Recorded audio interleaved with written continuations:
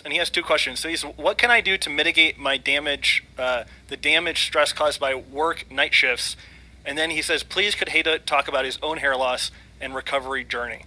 So first, the working night shifts. He says, how could he mitigate damage from that?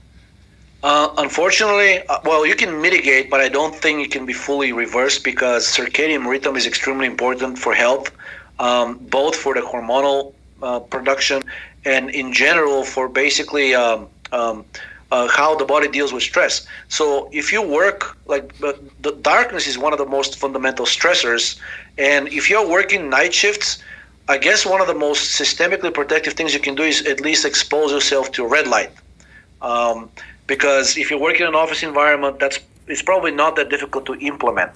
And if that cannot be done, then at least many people work under fluorescent lights. And I posted a study on the forum showing that just a brief exposure to fluorescent lights triggered chronic inflammatory reaction, a chronic stress response, basically. Blue light, right? So the way to mitigate would be red light. If you can't do that, then I would make sure that you have enough supply of sweet stuff that's easily digestible, right? And if your doctor is okay with it, things like thyroid, pregnenolone, the milder so-called pharma options would be cyproheptadine or any other kind of anti-serotonergic drug. Serotonin rises tremendously during darkness, and even if you're not in darkness, if the body is still adjusted for you to be asleep, yet you continue working, serotonin will be high.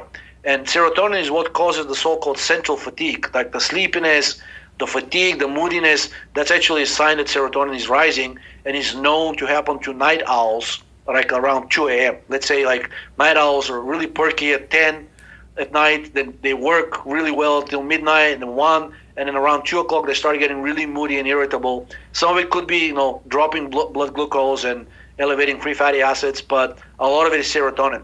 So you can actually, by blocking serotonin, you can probably maintain some of the energy production and mitigate the effects of stress. But long term, I don't think this can be sustained in a healthy way. So I would heavily suggest changing or at least limiting the number of night shifts that this person works. Yeah, it seems very difficult to like.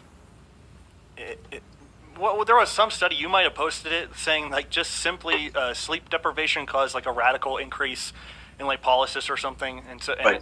it lasted for a while, so it seems pretty difficult. So the second part of the question, in terms of my